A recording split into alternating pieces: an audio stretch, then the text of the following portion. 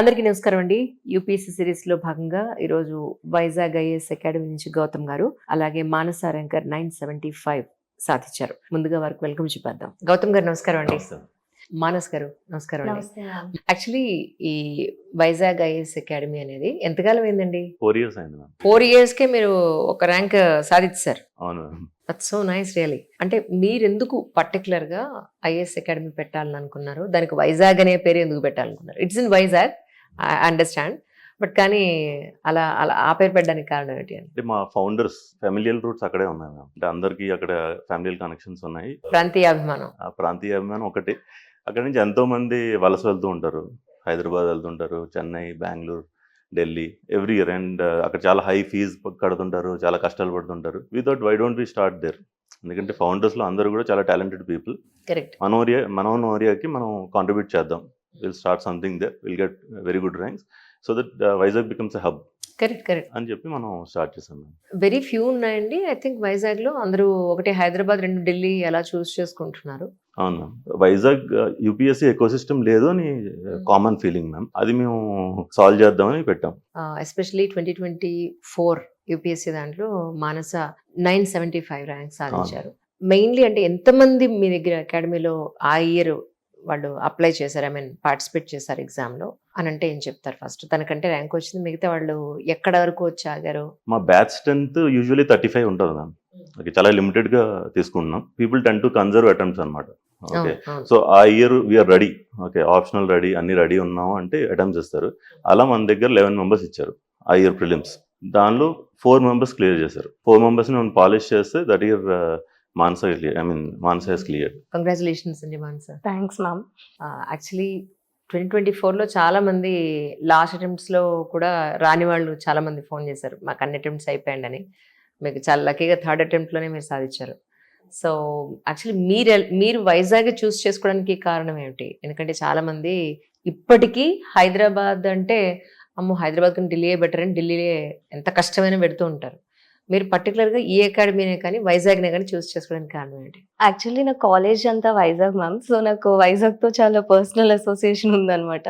And at the same time Covid ma'am, అప్పుడు 2021 pass out అనమాట. So ఆ టైంలో కోవిడ్ పీక్ టైం అనమాట. సో ఢిల్లీ అన్ని వెళ్ళే కన్నా వైజాగ్ ఐఏఎస్ అకాడమీ అప్పుడే స్టార్ట్ చేశారు ఇంకా.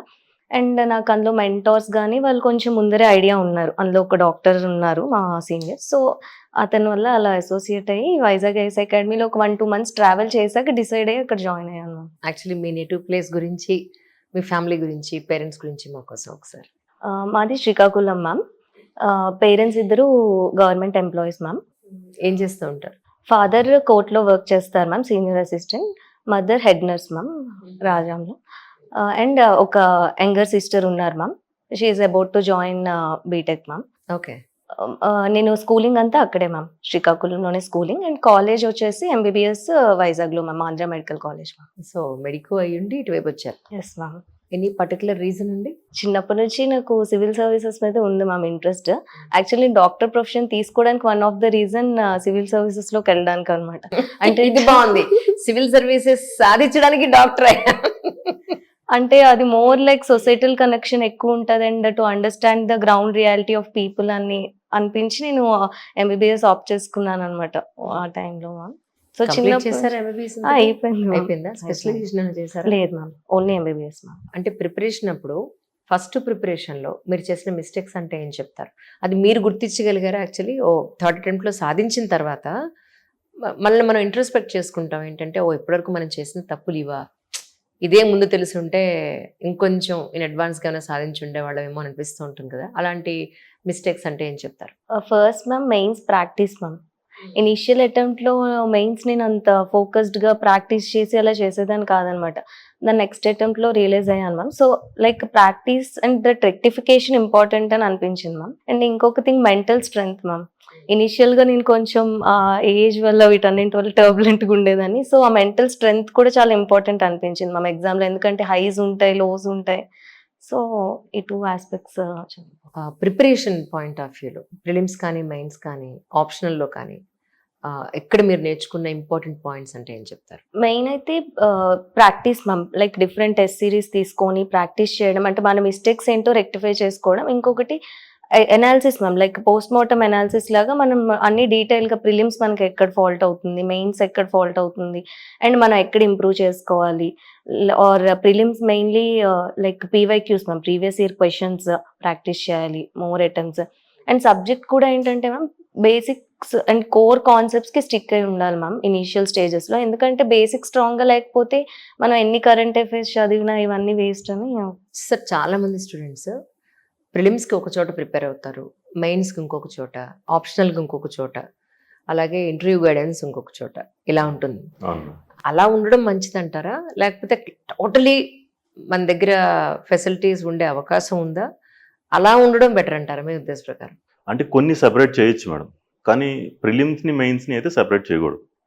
ప్రిలిమ్స్ మొదట ప్రిపేర్ అవుతాను, ప్రిలిమ్స్ అయిన తర్వాత మెయిన్స్ సంగతి చూద్దాము, లేదా ప్రిలిమ్స్ అయిన తర్వాత మెయిన్స్ ఆప్షనల్, మెయిన్స్లో జిఎస్ ఆప్షనల్ 2 ఉంటాయి, ఆ తర్వాత 2 తర్వాత చూద్దాం అని చాలామంది, మా వాస్ట్ మెజారిటీ అలాగే ఉంటారు, ఒకసారి ప్రిలిమ్స్ అవని అని ఉంటారు. అది కరెక్ట్ కాదు. ఏదో ఒక మంచి అకాడమీ చూస్ చేసుకోండి where they don't separate them. ప్రిలిమ్స్లో ఉండే కాన్సెప్ట్స్ మెయిన్స్లో కూడా ఉంటాయి, కాకపోతే ఇది మల్టిపుల్ చాయిస్, ఇది డిస్క్రిప్టివ్. ఆ 2 మీకు కలిపి చెప్పి ఒక మంచి అకాడమీని చూసుకొని prelims and mains for general studies కలిపి తీసుకోవచ్చు. ఇంకా ఆప్షనల్ అంటారా, optional is a very personal, అంటే మెంటర్ బేస్డ్ ఉంటుంది. కొన్ని ఆప్షనల్స్కి మంచి మెంటర్స్ ఒక దగ్గర దొరుకుతారు, ఒక దగ్గర దొరకరు. ఇప్పుడు మీకున్న అకాడమీలో జిఎస్ ఒక దగ్గర మంచిగా ఉంటే వేరే అకాడమీలో ఏదో ఆన్లైన్ కానీ దగ్గరలో ఉన్న అకాడమీ ఏదైనా కానీ మీరు ఆప్షనల్ తీసుకోవచ్చు. Interview again there are very good academies. For example we're very good at interviewing. In fact మానసకి వీ డిడ్ ఆల్మోస్ట్ 10 mocks. మనం ఏది టెలివేస్ చేయలేదు, she knows. My friend Guruswamy is an IRS officer, he almost did 3 mocks. Joseph Gowda Patil, he did almost 4 mocks. My friend armed force officers కూడా తీసుకొచ్చాం. So there are good academies which do all these 4 together. అలా ఎవరైనా మంచి academy ఉంటే why not చేయొచ్చు, లేకపోతే optional ఒక్కటే separate చేయొచ్చు. అంటే మానస మీ క్లాస్ రూమ్ స్టూడెంట్ అనుకోవచ్చా? మా క్లాస్ రూమ్ స్టూడెంట్స్ పీసీఎం అని మాకు ఒక మాడ్యూల్ ఉంది ma'am, prelims come mains module. తను దానికి జాయిన్ అయింది. ఇన్ఫాక్ట్ పీసీఎం జాయిన్ అయినా సరే కొన్ని ఆల్రెడీ తను సొంతంగా చదువుకుని ఉంది. Okay, so which ever subject she was weak classes attend అయ్యేది, మిగిలిన టైం స్టడీ హాల్ ఉండేది, అక్కడ మంచి పీర్ గ్రూప్ ఉండేది, చదువుకునేది. And we're very accessible. Mentors అని ఒక వాట్సాప్ గ్రూప్ ఉంటుంది. ఇన్ఫాక్ట్ నేను చెప్పాను కదా, అదర్ ఐఆర్ఎస్ ఆఫీసర్స్ వాళ్ళందరూ కూడా ఉండే గ్రూప్ ఉంటుంది. వాళ్ళు ఏమి డౌట్స్ ఉన్నా, సబ్జెక్ట్ డౌట్స్ ఉన్నా, లేకపోతే direction, pure mentoring related doubts ఉన్నా, ఏమైనా సరే అక్కడ పోస్ట్ చేసేది. పర్సనల్గా కూడా మళ్ళీ మీట్ అయ్యేది. సో అక్కడే ఉండి ప్రిపేర్ అయింది. And again for example Delhi interview అంటే ఢిల్లీ వెళ్తారు అందరూ, ఎందుకంటే మంచి డీసెంట్ మార్క్స్ ఉంటాయి. సో అక్కడ కూడా వెళ్ళింది, మా దగ్గర కూడా ఎన్ నెంబర్ ఆఫ్ మార్క్స్ చేసింది. సో ఢిల్లీ వెళ్ళారు అయితే మీరు? లాస్ట్ మంత్ వెళ్ళాను ma'am, 1 month before interview Delhi వెళ్ళాను మ్యామ్. ఎందుకని? ఇక్కడ లేనిది అక్కడ ఏముంటుంది అనుకున్నారు? అంటే అక్కడ డిఫరెంట్ మాక్ ప్యానెల్స్ ఉంటాయి కాబట్టి లైక్ నాకు ఇక్కడ గైడ్ చేసింది నేను అక్కడ ఎగ్జిక్యూట్ చేయడానికి కరెక్ట్ గా ఉంటుందా లేదా అని చెప్పి లాస్ట్ 1 month ఢిల్లీ వెళ్ళాను మ్యామ్. ఏమన్నారు వాళ్ళు యాక్చువల్లీ మీరు మాక్ ఇంటర్వ్యూస్ ఇచ్చిన తర్వాత? అంటే కాన్ఫిడెన్స్ వచ్చిందా, లేకపోతే మీ కాన్ఫిడెన్స్ దెబ్బతీసే విధంగా ఉందా అంటే ఏం చెప్తారు? కొన్ని మార్క్స్ అలా ఉంటాయి ma'am, but most of the people confidence build చేయడానికి ట్రై చేస్తారు మ్యామ్. అంటే ఇనీషియల్ గా నేను వెళ్ళినప్పుడు కొంచెం పానిక్ అయ్యేది అనమాట, యాంగ్జైటీ వల్ల వీటి వల్ల. But over the time before just 10 days 5 days before interview చాలా కాన్ఫిడెంట్ గా అవుతుంది అనే ఒక కాన్ఫిడెన్స్ తోనే ఉండేదాన్ని అనమాట. మీరు సాటిస్ఫై అయ్యారా ఈ ర్యాంక్ తో 975? యాక్చువల్లీ మళ్ళీ రాయాలి మ్యామ్, అంటే నాకేంటంటే ఐఏఎస్ అవ్వాలని. సో ఇప్పుడు వచ్చిందంతా సాటిస్ఫైడ్, బట్ ఇంకా ట్రై చేయాలన్న. 2025 ఇప్పుడు ఇస్తున్నారా? ఇప్పుడు బ్రేక్ తీసుకుని నెక్స్ట్ ఇయర్ ఇస్తారా?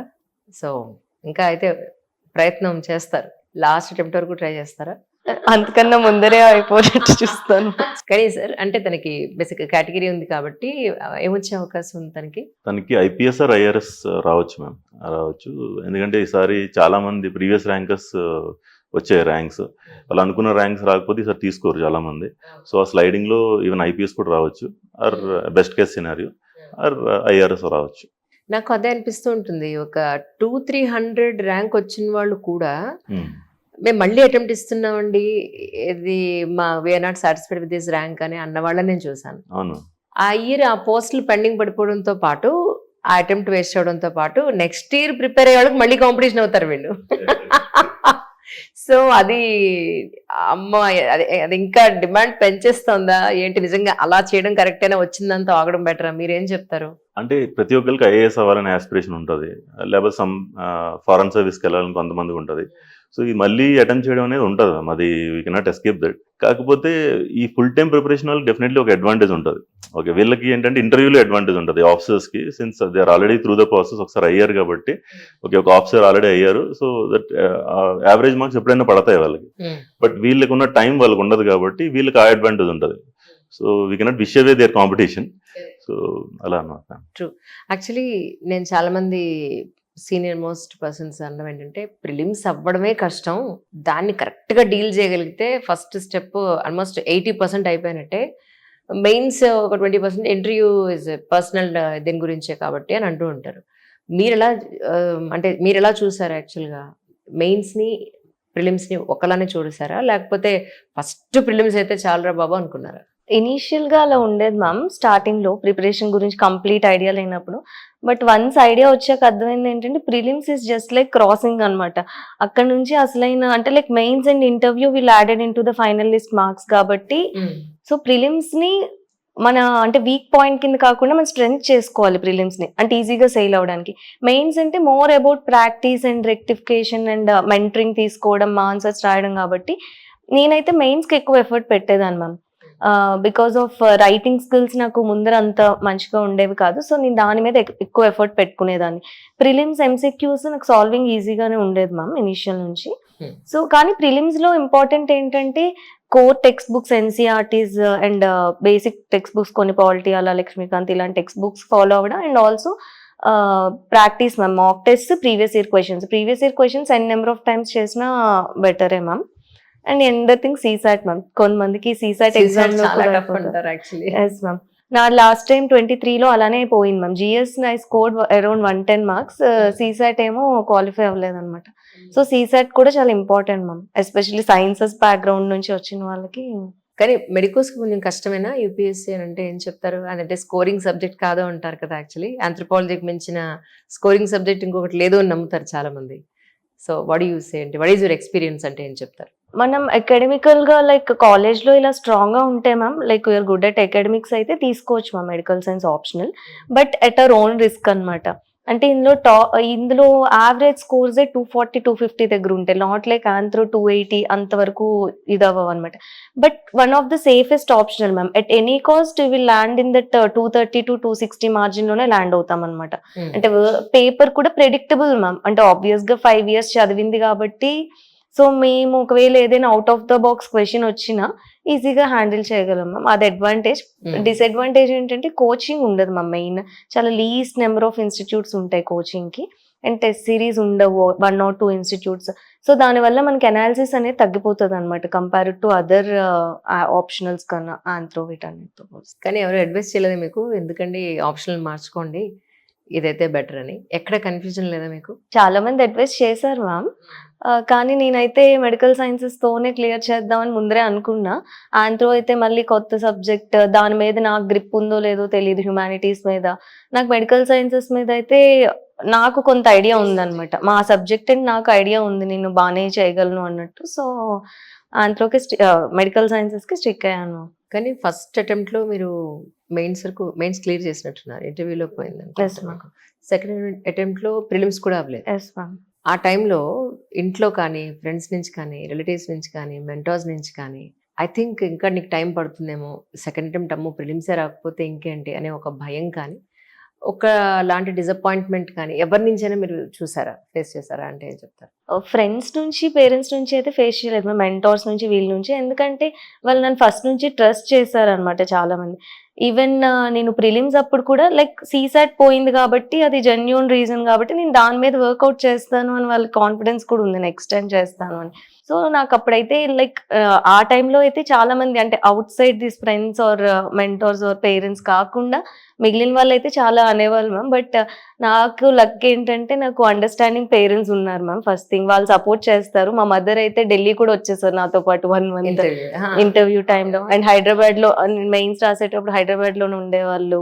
అండ్ ఇంకొకటి good friends ma'am, like friends కూడా చాలా సపోర్ట్ ఇచ్చేవాళ్ళు అనమాట. Even they're out of my stream అయినా, నేను యూపీఎస్సీ అంటే ఏంటో వాళ్ళకి తెలీదు కానీ అవుతుంది అని మాత్రం పుష్ ఇచ్చేవాళ్ళు. లైక్ నాకు ఎమోషనల్గా కానీ మెంటల్గా కానీ ఏమైనా బ్లాక్స్ ఉన్నప్పుడు and right mentors ma'am. Mentors అయితే మాకు ఈవెన్ లైక్ వాళ్ళ పర్సనల్ గైడెన్స్ కూడా మేము ఏదైనా మిస్టేక్ చేస్తున్నాం, ఈవెన్ మా పర్సనాలిటీలో మిస్టేక్ ఉన్నా వాళ్ళు చెప్పేవాళ్ళు అనమాట, this is right, this is wrong అన్నట్టు. సో ఓవర్ ద టైమ్ అవన్నీ హెల్ప్ చేసాము.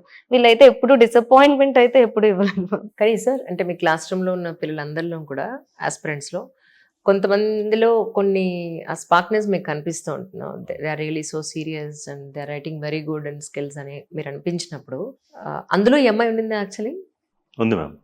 ఎక్స్పెక్ట్ చేశారు ఇయర్ కాకపోతే నెక్స్ట్ ఇయర్ ఈ అమ్మాయి ఖచ్చితంగా సాధిస్తుంది అని. అవును, చేసాం. అయితే ఇలా ప్రతి ఇయర్ వీళ్ళు ఐడెంటిఫై డెఫినెట్లీ బ్రైట్ స్టూడెంట్స్ ఉంటారు అని. బట్ అలా మేము సెపరేట్ చేయకుండా యూనిఫామ్గా మెంటరింగ్ అయితే అందరికీ ఫోకస్డ్గానే ఇస్తాం. అవునవును, క్లాస్ రూమ్ అందరికీ ఒకటే కదా, బట్ అల్టిమేట్లీ ఎవరెవరు ఎంత వాళ్ళు ప్రిపేర్ అవుతారు, వాళ్ళు ఎంత ఎఫర్ట్స్ పెడతారు, అల్టిమేట్లీ ఎవరు అచీవ్ చేస్తారని మన చేతిలో లేని పని, టు బి ఫ్రాంక్. ఇన్ఫాక్ట్ సివిల్స్కి more than talent, definitely cream of క్రీమే వస్తారు. సో టాలెంట్ అయితే ఉండాలి, చదివే వాళ్ళు అయితే ఉండాలి, కానీ more than the discipline important. ఇప్పుడు మాన్సా లాగే మన దగ్గర ఆంధ్ర మెడికల్ కాలేజ్ స్టూడెంట్స్ చాలా మంది మా దగ్గర జాయిన్ అయ్యారు. అవునా? Her friends are also with us. Okay, కానీ వాళ్ళకి వీళ్ళకి she's also intelligent, they are also intelligent, but plan, efforts, discipline, ఇది this differentiates. So in fact Mansa first journey start చేసినప్పుడు కూర్చున్నాం, తన స్ట్రెంగ్స్ ఏంటి, వీక్నెస్ ఏంటి, ఇవన్నీ చూసుకున్నాం. ఇనీషియల్గా మాకు ఏం కనిపించింది, సీసెట్ ప్రిలిమ్స్లో మెడికో కాబట్టి సీసెట్లో కొంచెం వీక్, దీనికి అట్లీస్ట్ నువ్వు 2-3 hours పెట్టాలి అని ఒకటి చెప్పాం. తను ఏం చేసిందంటే వెరీ నెక్స్ట్ డే నుంచి ఒక చిన్న పాకెట్ బుక్ ఉంటుంది కదా, daily she use to come to my cabin, sir ఈ రోజు ఇది చేశాను నేను, ఓకే 1 or 2 days చేస్తుందేమో, అలాగా చూద్దాం ఎన్ని రోజులు చేస్తుంది. In fact 4 months still prelims every day నాకు వచ్చే షీట్ చూపించేది, సార్ ప్రిలిమ్స్ ఇది చేశాను. That is the first attempt when she clear prelims. So ఆ డిసిప్లిన్ ఉండాలన్నమాట. ఆ డిసిప్లిన్ ఉన్న క్యాండిడేట్ ఎవరైనా అవుతారు. ఇన్ఫాక్ట్ మెయిన్స్ అవుతుందా లేదా, మెయిన్స్ వరకు వెళ్తామా లేదా అన్నది పక్కన పెట్టి every day she use to practice mains answer writing, and every week ఒక ఎస్ఏ రాసేది చూపించేది. సో ఈ డిసిప్లిన్ ఉన్న వాళ్ళు అవుతారు actually, because so many bright students come and attempt UPSC. ఎందుకు అవ్వదంటే ఇదే, ఆ డిసిప్లిన్ లేకపోవడం వల్ల. కొంతమంది స్టూడెంట్స్ చెప్తారు మేము నైట్ బర్డ్స్ అండి, డే టైం మేము పెద్దగా చదవలేము అని. కొంతమంది మేము ఎర్లీ మార్నింగ్ లేస్తామండి, మాకు చాలా ఏళ్ళ నుంచి అలవాటు అని చెప్తూ ఉంటారు. మీరు ఇలా ఆ కన్సిస్టెన్సీని మెయింటైన్ చేస్తారంటే ఏం చెప్తారు? నేను చిన్నప్పటి నుంచి ఎర్లీ బర్డే మ్యామ్, మార్నింగే లేచి చదువుకుంటాను అనమాట, నాకు అదే అలవాటు. బట్ చాలా మంది లైక్ వాళ్ళు లైక్ ఒక్కొక్కరికి ఒక్కొక్క ప్లాన్ ఉంటుంది అనమాట. కొంతమంది మార్నింగ్స్ ఎఫెక్టివ్గా చదువుతారు, కొంతమంది నైట్స్ ఎఫెక్టివ్గా చదువుతారు.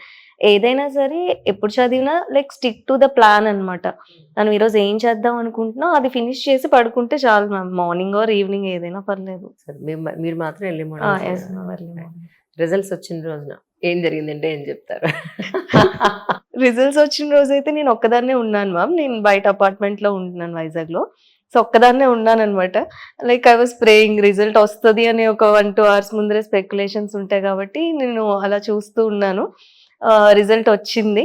నేను జస్ట్ నా సర్నేమ్ టైప్ చేశాను అనమాట, ఉందా లేదా అని చెప్పి. సర్నేమ్ వచ్చిన వెంటనే అదే మనకి వస్తుంది కదా, వచ్చింది. చూసిన వెంటనే 975 ర్యాంక్. ఇంకా హ్యాపీగా ఫీల్ అయ్యాను అనమాట. ఓకే, మంచి ర్యాంక్ వస్తే బాగుండు అనుకున్నా కానీ, బట్ పేరెంట్స్ ఇంకా చాలా హ్యాపీగా ఫీల్ అయ్యారు ఫోన్ చేసిన వెంటనే. So I was happy ma'am. వాళ్ళు హ్యాపీగా ఉంటే నేను హ్యాపీగా ఉంటాను. ఫస్ట్ పేరెంట్స్ చెప్పారు, ఎస్ మ్యామ్. మెంటర్కి ఎప్పుడు చెప్పారు? వెంటనే సార్ కాల్ చేశాను, గౌతమ్ సార్కి.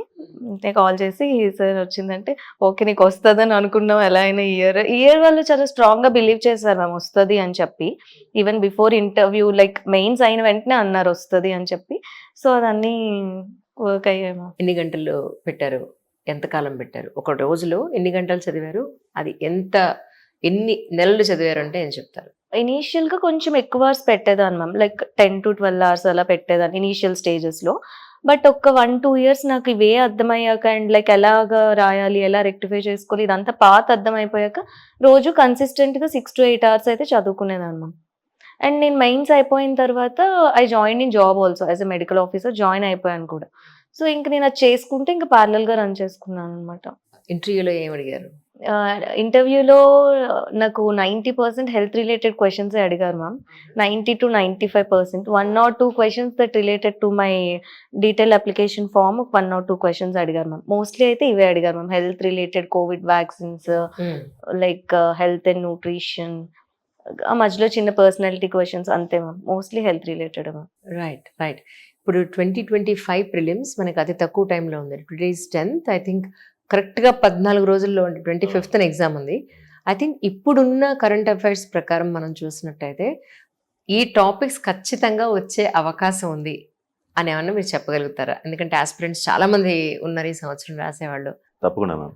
ఎన్విరాన్మెంట్ అనే ఒక సబ్జెక్ట్లోని, ఇంటర్నేషనల్ రిలేషన్స్ అనే ఒక సబ్జెక్ట్లోని, జియోగ్రఫీ అనే సబ్జెక్ట్లోని, and science and technology, okay, ఈ 4 సబ్జెక్ట్స్లో కరెంట్ ఈవెంట్స్లో ఉన్నవి ఎక్కువ అడుగుతున్నాడు. ఓకే, ఎన్విరాన్మెంట్లో కోర్ తీసేయగా whatever is in news.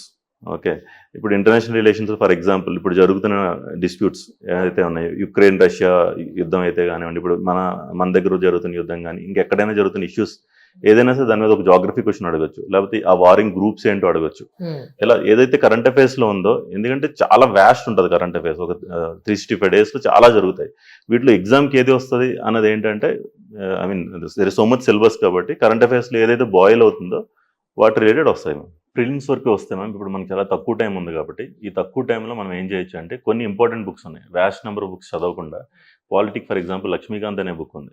లక్ష్మీకాంత్ని ఒకసారి క్షుణ్ణంగా చదివి దానిలో పర్టికులర్లీ ఫండమెంటల్ రైట్స్, డిపిఎస్పిస్, ఓకే, మళ్ళీ ఫండమెంటల్ డ్యూటీస్, అలా కొన్ని చాప్టర్స్, పార్లమెంట్ అని కొన్ని చాప్టర్స్ ఉన్నాయి, అవి కొంచెం క్షుణ్ణంగా చదువుకొని వెళ్ళాలి. ఫర్ ఎగ్జాంపుల్ జోగ్రఫీకి just 2 NCERT books, 11th and 12th NCERT books, అది క్షుణ్ణంగా చదువుకొని వెళ్తే జోగ్రఫీ అయిపోతుంది.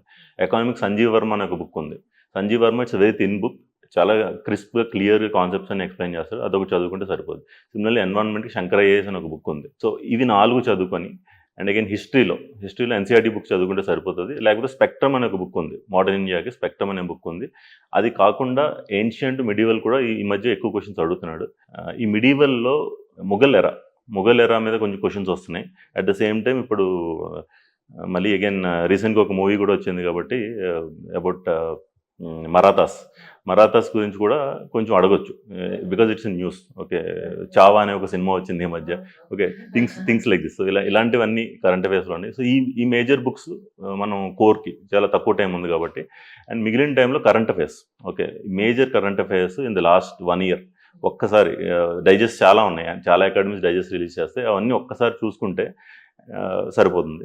అండ్ ఇందాక నేను చెప్పాను కదా మీకు, ఇంటర్నేషనల్ రిలేషన్స్, జోగ్రఫీ, టు నెన్ ఎక్స్టెంట్ ఎన్విరాన్మెంట్, ఇవన్నీ కరెంట్ అఫైర్స్ రిలేటెడ్ క్వశ్చన్స్ అడుగుతున్నారు. ఓకే, ఫర్ ఎగ్జాంపుల్ ఇప్పుడు కాప్ సమ్మిట్ జరుగుతున్నాయి, COP summit related environment questions రావచ్చు. అండ్ జోగ్రఫీలో ఏంటంటే ఇప్పుడు కాన్ఫ్లిక్ట్స్ చాలా జరుగుతున్నాయి వరల్డ్ ఓవర్. మనం మాట్లాడుకున్న ఇజ్రాయెల్ ప్యాలెస్తీనా కాన్ఫ్లిక్ట్ అయితే, రష్యా యుక్రెయిన్ కానీ, ఇప్పుడు మనకు జరుగుతున్న ఇండియా పాకిస్తాన్ కానీ, ఈ వీటి మీద జోగ్రఫీ క్వశ్చన్స్ అడగచ్చు. ఓకే, ఈ స్ట్రైట్ ఎక్కడ ఉంది, దాని చుట్టుపక్కల ఈ సముద్రం ఎక్కడ ఉంది, ఇలాంటి క్వశ్చన్స్ రావచ్చు. సో అవన్నీ కూడా ఒకసారి జాగ్రత్తగా చూసుకోవాలి. Environment the current affairs related. Mains అయితే సెపరేట్ చేయకూడదు, ప్రిలిమ్స్ అండ్ మెయిన్స్. బట్ మెయిన్స్కి everyday some of the question రాయాలి వీళ్ళు. ఓకే, తర్వాత ఈ ఆప్షనల్ ఏదైతే ఉందో ఆ కోచింగ్ ఇదంతా కూడా మస్ట్ బిఫోర్ ప్రిలిమ్స్ అయిపోవాలి. ఆఫ్టర్ ప్రిలిమ్స్ టెస్ట్ సిరీస్ మోడ్లో ఉండాలి. ఓకే, అప్పుడు చదువుతామనే ఆలోచన ఉండకూడదు.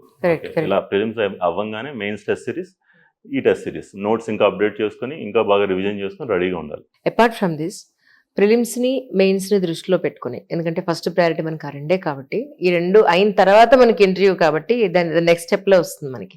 ఈ రెండింటిని దృష్టిలో పెట్టుకుని 2025 ఎవరైతే ఆస్పిరెంట్స్ ఎగ్జామ్ రాస్తున్నారో వాళ్ళందరికీ కొన్ని important points or dos and don'ts అంటే ఏం చెప్తారు sir? Overall dos and don'ts అయితే ma'am for the whole preparation, నేనైతే మీకు చెప్పాను కూడా ముందే, ప్రిలిమ్స్ని మెయిన్స్ మేము సెపరేట్ చేయం.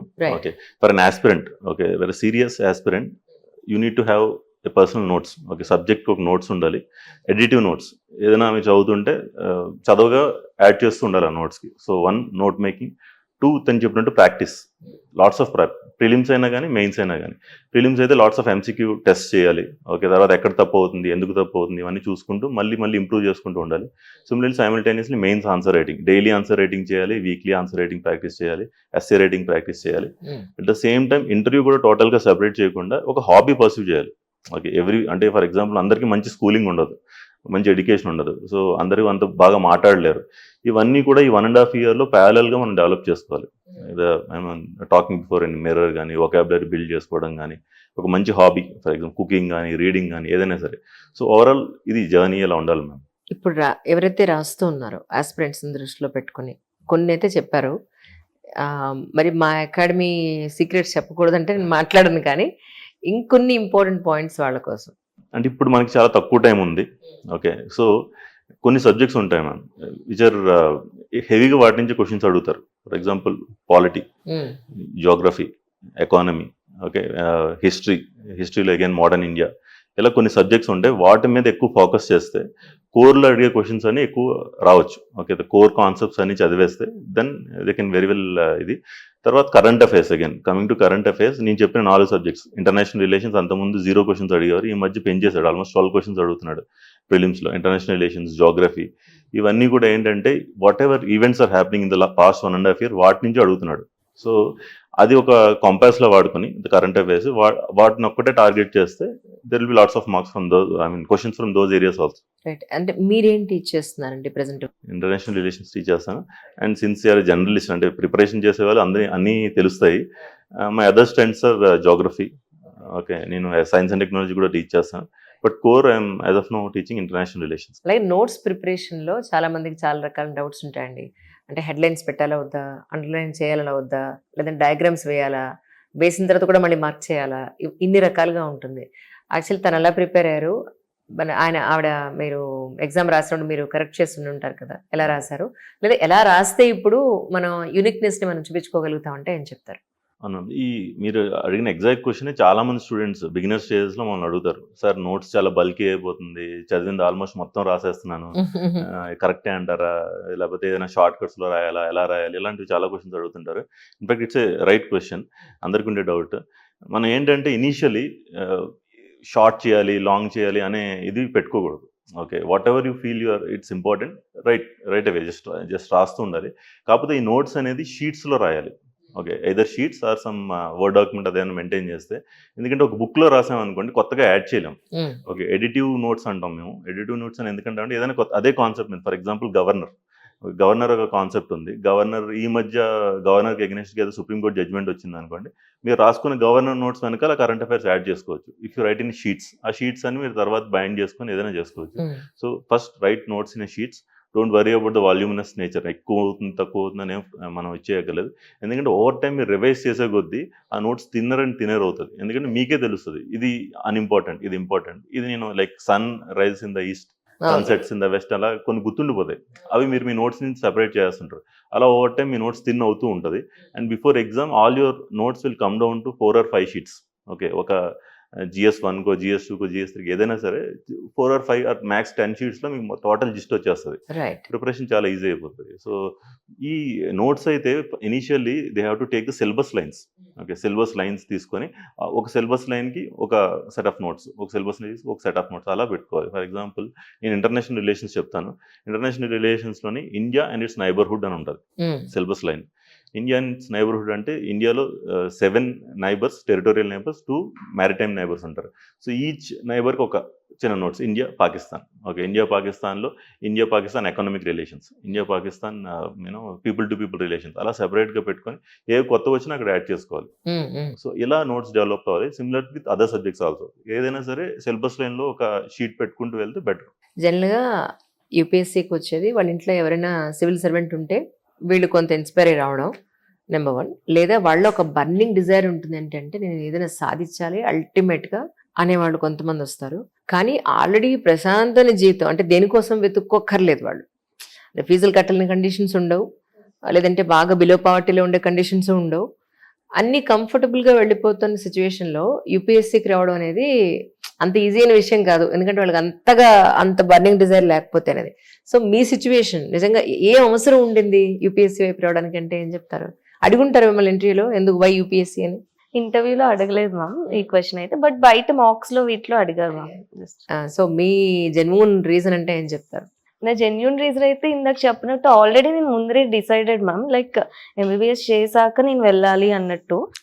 ఎందుకు వై యూపీఎస్సీ నేను అడుగుతున్నాను. వై యూపీఎస్సీ అంటే లైక్ యూపీఎస్సీలో మనం చాలా ఫీల్డ్స్ కానీ లేకపోతే డిఫరెంట్ డిపార్ట్మెంట్స్తో కానీ వర్క్ చేయడానికి ఉంటుంది మ్యామ్.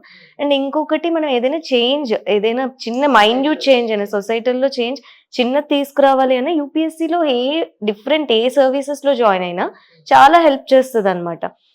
సో లైక్ నాకు ఆ చేంజ్ చిన్నప్పటి నుంచి చాలా మంది ఐఏఎస్ని ఐపీఎస్ని చూసినప్పుడు నేను ఇదే అవ్వాలి అని చాలా స్ట్రాంగ్ గా అనుకునేదాన్ని అనమాట. సిన్స్ మై 4 years ఆ ఏజ్ నుంచి. సో అదేమో. So nice. ఈ సందర్భంగా మీరు కృతజ్ఞతలు తెలుపుకోవాల్సింది ఎవరికైనా ఉందా?